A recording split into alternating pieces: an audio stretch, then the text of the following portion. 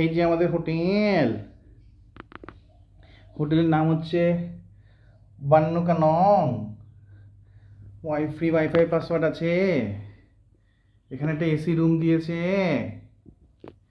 আমরা এইমাত্র হোটেলে চেক ইন করলাম, খুব সুন্দর হোটেল দিয়েছে। এই হোটেলটা আমরা ব্যাঙ্গালোর থেকে বুক করেছিলাম। এখানে আচ্ছা, এই জায়গাটা হচ্ছে চিয়াংরাইয়ের সমস্ত যে ট্যুরিস্ট স্পটগুলো আছে, বিশাল গোল্ডেন বুদ্ধা, বিশাল বিশাল মোনাস্ট্রি, যেগুলো অ্যাকচুয়ালি চিয়াংরাইতে দেখার, এবং মোটামুটি এটিএম থেকে শুরু করে মানি এক্সচেঞ্জার থেকে শুরু করে সমস্ত রকম ফেসিলিটি যেগুলো পাওয়া যায়, বাইক রেন্টাল, এই সব কিছু এখানটাতেই পাওয়া যায়। আজ এটা হচ্ছে চিয়াংরাইয়ের মোস্ট হ্যাপেনিং স্পট। আমরা চিয়াংরাই বাস স্ট্যান্ড থেকে সবাই আলাপ করতে আসছে। আমরা চিয়াংরাই বাস স্ট্যান্ড থেকে টুকটুক পেয়েছিলাম, টুকটুকে 100 বাত নিয়েছে।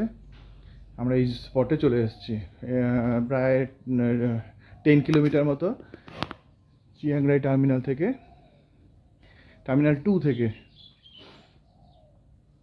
এইরকম হচ্ছে জায়গাটা।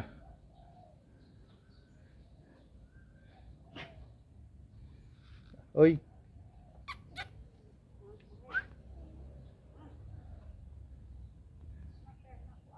নো, বারণ করে দিয়েছে তোমাকে, এই যে পিছন থেকে বারণ হয়ে গেছে। এই হচ্ছে আমাদের থাইল্যান্ড। দেখে ভীষণ রকমভাবে, ওই যে আমাদের স্কুটিও এসে গেছে। আমরা বেশিক্ষণ টাইম নষ্ট করব না, যদিও আমরা 11 ঘন্টা বাস জার্নি করে আসার পরে হাত পা খুলে খুলে আসছে, কিন্তু আমাদের এক্ষুনি বেরিয়ে না গেলে আমাদেরই লস হয়ে যাবে। এই যে আমাদের রুম নাম্বার হচ্ছে 104। কোনো রকম কিছু 2 নম্বরই ব্যাপার স্যাপার নেই যে আজে বাজে কিছু হোটেল দিয়ে দিয়েছি বা টাকা পয়সা পে করেছো স্ক্যাম, সেসবের কোনো গল্পই নেই। এদিকটায় কি আছে, এরকমই সব সাবান টাবান, শাওয়ার, গিজার, মুখ তমুক, খুবই ভালো ব্যাপার স্যাপার। আর একটা ছোট্ট জিনিস শেষ করার আগে বলে নিই, কারণ ফ্রি ওয়াইফাই থেকে শুরু করে সব কিছুই আছে। এই সব কিছু আমরা বুক করেছি ব্যাঙ্গালোরে বসে, এবং এর দাম পড়েছে আমাদের ইন্ডিয়ান রুপিসে উইথ ট্যাক্স 1200 টাকা। তবে এখানে স্পটে এসে বুক করলে হয়তো আরও কম হতো, যদি এই ভিডিও দেখার পরে কেউ আসার প্ল্যান করো।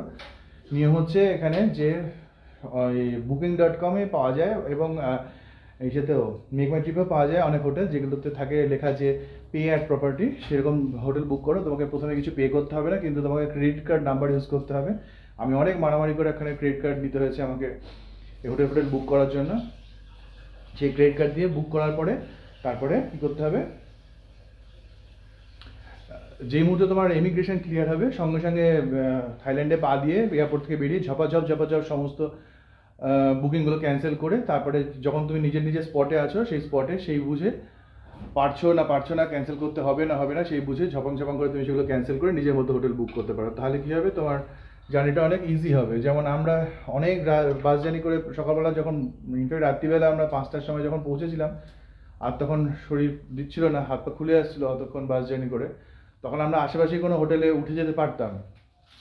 সেটা ছিল না বলে আমাদের অনেকক্ষণ ওয়েট করার পরে এই হোটেলের সঙ্গে হোয়াটসঅ্যাপে কমিউনিকেট করে, কমিউনিকেশনের ব্যাপার বলে রাখি, এখানে কেউ কিচ্ছু ইংলিশ বোঝে না, কিন্তু হোয়াটসঅ্যাপে লিখলে বা লিখে কিছু দিলে ইংলিশ, সেটা পড়ে তখন বুঝতে পারেন।